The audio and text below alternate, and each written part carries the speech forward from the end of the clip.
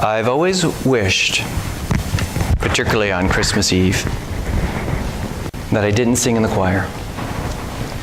Because what I really want is to sit silently for 3 minutes and just think. But I've got page turns and notes. George has me. George is a fellow tenor. But I'm still like half in the game and half in what's to come. And I look at this church, and I look at you, and I think, gosh, I spent a lot of time on that bulletin, and we've already had a few hiccups that you may or may not have noticed. I don't know why you're laughing. You weren't supposed to notice. Really, people, it's called grace. The Holy Spirit is here. The Holy Spirit met me here. This is my 10th year as being the pastor of this church. That's significant because this is an historic church. And in one of the papers that I had to create for my final paper this year, I had to go into history books that I had never looked at before. And that's significant because this church benchmarks itself on its beautiful and incredibly long and somewhat beautiful history. And if you look accurately into the books, as I did, you will see that that history continually changes. That's interesting. We're a church that's always on the move. We're a church that's always responsive.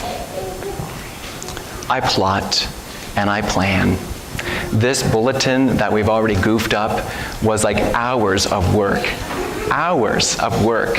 I just see it like falling apart in front of me. I will cry later. Why are you laughing? Grace. Grace. Because our plans aren't His. That's what this is about tonight. No matter how much I plot, no matter how much I plan, no matter how much I think I'm going to say to you on Christmas Eve, the night of all nights, God has this. And it started with Mackenzie. Mackenzie, I really thank you for being the blunt of a joke. That wasn't very funny, but they laugh a lot at a lot of things. She had some trouble lighting the candle that's right in front of me. You may have noticed. I think that's significant. I think that's significant because I think that God is talking to us. No, she was supposed to light this candle at the time that wasn't supposed to be. I messed up the order first, Craig. She couldn't light the candle. How do I read this? I read this that there are candles out there that are challenging for you to light too. Do you understand what I'm saying? There's someone out there in your world, on your horizon, on your map, who is not lit. That someone may be you, right? I wish that the beautiful music and the gorgeous lights and the atmosphere of Christmas Eve just permeated everywhere and everyone's dreams all came true. I'm 51 years old now, 10 years behind the pulpit, and I know that that doesn't always happen. That bone on bone is painful, and that when dreams are crushed, you hurt. And when you hurt, you do things that no one else hears about, like question God. Not us. No, we don't question God. God's always good, and the plan is always right. Until the candle doesn't light. And then you're like, now, hold on a second. I came for the romantic story. It's Christmas Eve. The lights are lit. Silent night is coming. The beautiful birth story. You'll hold that here, and you'll expect that here, but when you take it out there, you run into some troubles. This is not a boo-hoo. Don't cry. I'm the only one who's going to cry tonight because of the bulletin disaster. The good news is coming. The good news is coming, and the good news is this, that God reaches us in places that we don't expect, and God teaches us in places we never can fathom. That's what this night is about. Yes, you can fall in love again with a beautiful, wonderful narrative of Mary and Joseph. It's an incredible story. That's also, when you think of it, ripe with pain and uncertainty. No boo-hoo. Life then is what life is now. The same. But light comes into this world by our doing. 10 years behind the pulpit, or the candles, as the night may be. I'm the third longest pastor in this church's congregation, and that's significant. It's significant because when you look at the history of this church, and all churches have stuff. If you didn't like the direction the church was headed in, what did you do with the pastor you had? Right?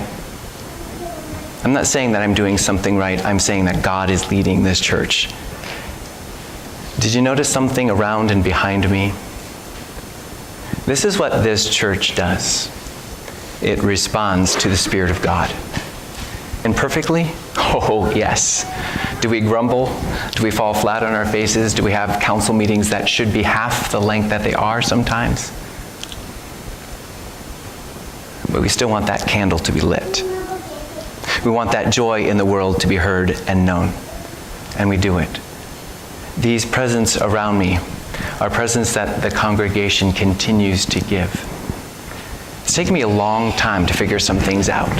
And as you heard from the children's sermon, I'm still learning new stuff all of the time. And I'm a native of this church, so you think I would kind of sort of know something, right?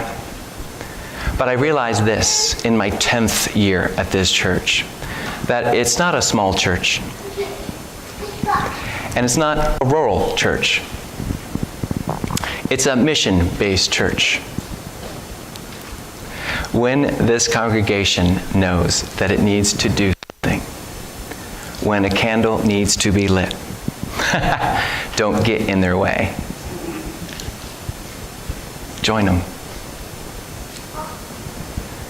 I mentioned a paper earlier in this talk with you, this time with you. I went out and I pounded the pavement as required from the Dean of the School of Theology at Lancaster Seminary.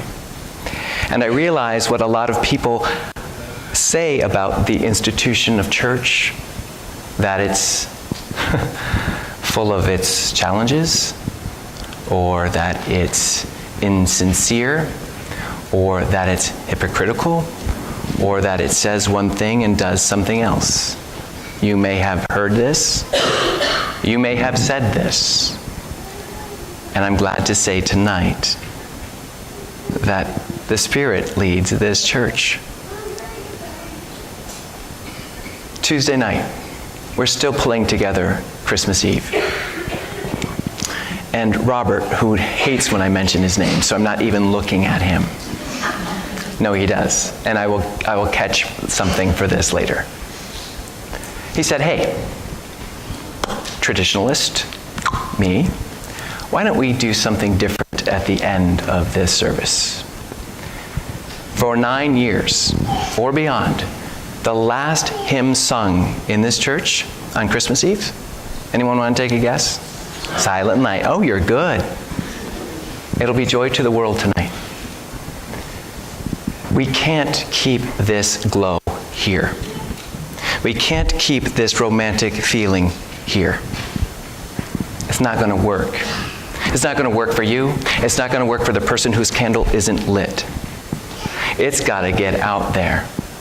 That was not a mistake. It was the Spirit leading this church that tonight, the last hymn that you will sing is not Silent Night. I don't want you to be silent. I want you to spread joy into the world that you live in. Oh my gosh, what did he just say? I see the eyes rolling. I see, what? You're kidding me. Do you know what my coworkers are like? You want me to spread joy where? Hagenbuch, you're nuts. No, I'm not. I'm following the Spirit that put me into this position. When we let joy live, when we let joy